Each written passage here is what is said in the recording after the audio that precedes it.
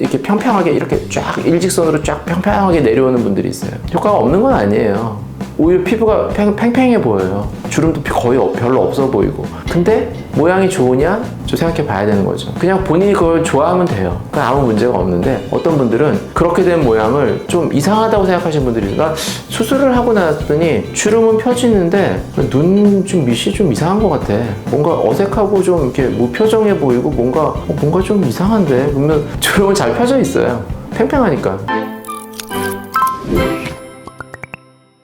안녕하세요. 상담 오선생의 오선생입니다. 오늘 여러분들께 말씀드릴 내용은 애교살과 눈밑 수술에 대한 내용입니다. 영상 시청에 앞서 구독과 좋아요 부탁드립니다. 눈밑 수술에 있어서 이제 많이들 궁금해하시고 관심을 가지시는 부분이 애교살에 대한 부분이에요. 보통 이제 눈밑 상담하러 오시고 이런 분들 보면 자기가 이제 관심이 생기잖아요. 애교살에 관심이 있는데 제일 이제 애교살에 있어서 큰 걱정, 이게 뭐냐면 하안검 수술하고 나면 애교살 사라진다. 이거에 대한 걱정이 제일 많으세요. 일단 결론부터 말씀드리면 하안검 수술을 하고 사라질 수 있어요. 근데 하안검 수술의 방법에 따라 안 사라질 수 있어요. 오히려 애교살을 더 강화시킬 수도 있어요. 그러니까 이거는 수술 방법에 따른 차이예요. 그러면 눈밑 지방 재배치에 의해서도 애교살이 어떻게 되느냐, 애교살이 사라지느냐? 사실 눈밑 지방 재배치 수술로 애교살을 사라지게 하기는 쉽지 않아요. 오히려 애교살이 더 잘 보이게 되는 경우가 많죠. 그런데 이 수술이라는 게 다 정석대로 잘 수술하는 것만은 아니니까 눈밑 지방 재배치 수술을 하고서도 애교살이 잘 안 보이는 수도 있어요. 하지만 그렇게 수술하지 않거든요. 근데 뭐 가능성은 있다. 왜냐면 저희 이제 댓글로 질문 주시는 분들 중에서 가끔 이제 그런 말씀 하시는 분들이 있거든요. 나는 눈밑 지방 재배치만 했는데 애교살이 오히려 잘 안 보인다. 이거에 대해서 좀 말씀드려 볼까 하는데, 일단 눈밑 수술을 하고 나서 애교살이 안 보인다는 거는, 이 애교살은 근육이에요. 이 안윤근이라서 근육이라고. 특히 이제 근육은 표정을 지을 때, 움직일 때 근육이 더 이렇게 탁 뭉치면서 더 커지죠. 우리가 이렇게 뭐 운동할 때 막 이렇게 하잖아요. 이렇게 하면 더 커지죠. 이거는 근육을 수축시키는 거예요. 근육이 늘어나 있을 때는 이렇게 평평하다가 수축이 되면 통통해지거든요. 애교살도 눈밑 근육이에요. 안윤근인데 이렇게 평평한 근육이 움직이면서 탁 통통해지는 거예요. 그 통통해진 부분이 요 바로 밑에서 통통해지니까 그게 볼록하게 나오면서 이제 그걸 애교살이라고 말하는 거죠. 그러니까 가만히 있을 때랑 근육이 움직일 때랑 다른 거고, 근육이 움직인다는 건 보통 웃을 때 이렇게 웃을 때 그 근육이 움직이는 거예요. 수축하는 거예요. 우리가 보통 애교살은 살짝 웃을 때 생겨요. 더 잘 보인다고요. 또 이런 분도 있어요. 이건 좀 딴 얘기인데, 자기 옛날에 애교살 많았다는 거예요. 그 지금 봐서는 지금 없다는 거예요. 근데 지금은 가만히 있는 무표정일 때 모습을 보이면서 없다 그러는데, 옛날 사진은 이렇게 웃고 있어. 그러면 웃을 땐 당연히 잘 보이죠. 지금 한번 웃어보시라고 그러면 애교살이 잘 보여요. 그러니까 애교살이라는 거는 이게 표정을 지을 때 더 잘 생기는 거예요. 근데 수술을 해서 잘 안 생기는 경우들이 있을 수 있어요. 물론 수술을 해도 표정을 지으면 좀 생겨요. 안 생기진 않아요. 근데 수술해서 더 덜 생길 수 있어요. 이거 왜 그러냐면, 이 근육이라는 게 움직이려면 피부 바로 밑에 근육이 있죠. 그 피부 바로 밑에. 그러면 우리가 이 피부라는 거는 여유가 있는 거예요. 이 상태 자체가 약간 여유가 있죠. 피부라는 거는. 눈밑도 마찬가지겠죠. 여유가 있어요. 그럼 여유가 있다는 거는 내가 표정을 지을 때, 어떤 근육이 움직일 때, 그러면 근육의 움직임에 맞춰서 피부도 그만큼 약간씩 움직여 줄 만한 그런 여유가 있는 거죠. 내가 이렇게 탁 움직이면 그만큼 피부도 약간 살짝 늘어날 수도 있겠죠. 근육이 커지는 만큼. 그렇게 좀 같이 움직여줘야 속에 있는 근육의 모양이 겉으로 나타나는 거예요. 근육이 움직이는데 그걸 감싸고 있는 피부가 반대로 타이트하면, 이게 속이 움직이는데 그 움직임, 그 모양이 겉으로 잘 보이겠어요? 안 보이겠죠. 하안검을 하고서 제일 애교살이 잘 안 보이는 거는 피부가 타이트해져서 그래요. 그게 첫 번째 이유예요. 그러니까 피부만 여유가 있으면 근육이 움직임이 보여요. 근육이 안 움직이는 사람은 힘들어요. 그런 경우는 잘 없어요. 가만히 있을 때 없어졌다는 사람도 웃을 땐 좀 보인단 말이에요. 근데 가만히 있을 때 너무 안 보이는 거죠.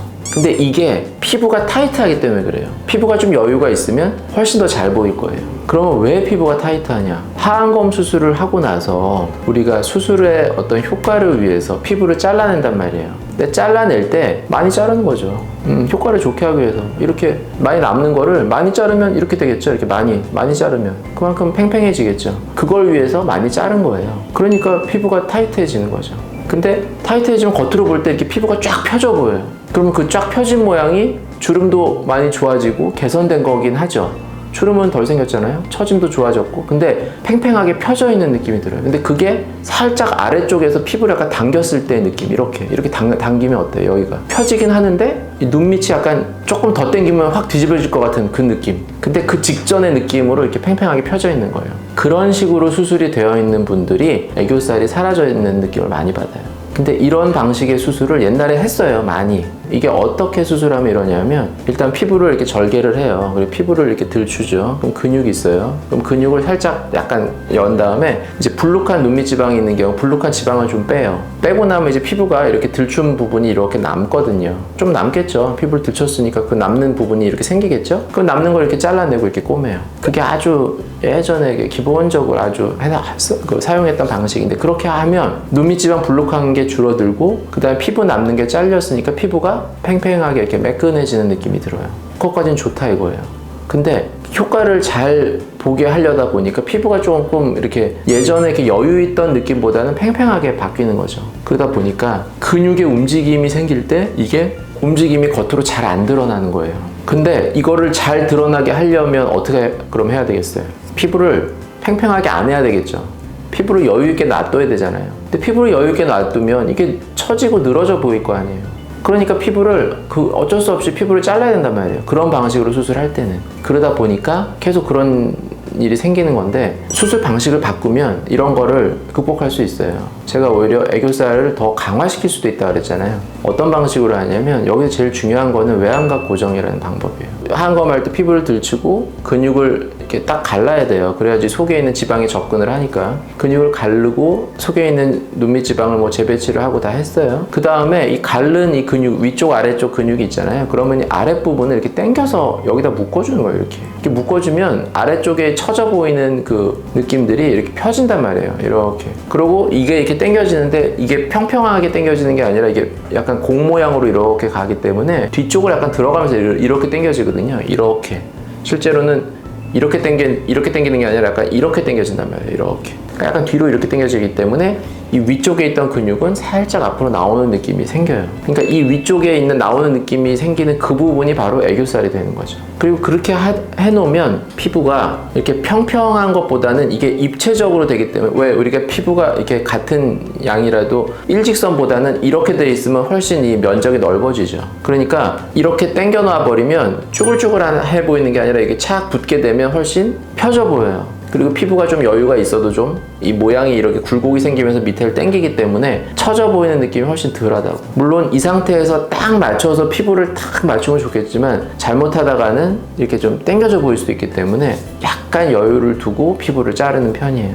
그렇게 되면 그냥 이렇게 평평하게 있을 때보다는 피부 잘리는 정도가 훨씬 줄어들어요. 굴곡에 맞춰서 피부를 딱 맞춘 다음에 위에 올라와서 남는 만큼을 자르게 되기 때문에 평평할 때는 많이 잘라야 돼요. 근데 이게 굴곡이 이렇게 생긴 거에 맞춘 다음에 자를 때는 훨씬 적게 자르게 돼요. 그러니까 일단은 조금 그 충분한 그런 여유가 생기게, 내가 웃을 때 이렇게 여유가 생기게 그런 피부의 여유분을 두면서 자르는 거죠. 근데 그렇다고 해서 이게 뭐 모양이 안 좋은 게 아니라 이 근육을 당겨줬기 때문에 눈밑이 팽팽해 보이는 효과는 있는 거고요. 그래서 하안검 수술을 할 때 눈밑을 딱 보면 어떻게 수술을 했는지가 보여요. 이렇게 평평하게 이렇게 쫙 일직선으로 쫙 평평하게 내려오는 분들이 있어요. 효과가 없는 건 아니에요. 오히려 피부가 팽팽해 보여요. 주름도 거의 별로 없어 보이고. 근데 모양이 좋으냐? 좀 생각해 봐야 되는 거죠. 그냥 본인이 그걸 좋아하면 돼요. 그건 아무 문제가 없는데, 어떤 분들은 그렇게 된 모양을 좀 이상하다고 생각하시는 분들이 있어요. 나 수술을 하고 나왔더니 주름은 펴지는데 눈 좀 밑이 좀 이상한 것 같아. 뭔가 어색하고 좀 이렇게 무표정해 보이고 뭔가 좀 이상한데? 그러면 주름은 잘 펴져 있어요. 팽팽하니까 이제 그런 모양이 되는 거죠. 그래서 이제 저는 개인적으로 그런 모양보다는 조금 여유가 있더라도 약간 입체적으로 이런 자연스럽게 이렇게 움직임이 잘 드러나는 이런 눈밑이 훨씬 더 좋아 보이는 거죠. 그게 더 자연스러운 거고, 하얀 거 없느라고 부자연스럽고 뭔가 이상하다고 하는 분들의 대부분은 그런 방식으로 수술한 거예요. 근데 이렇게 자연스럽게 얼굴, 눈 밑 표정이나 이런 게 잘 드러나는 이런 상태로 수술을 해놓으니까 별로 이상할 게 없어요.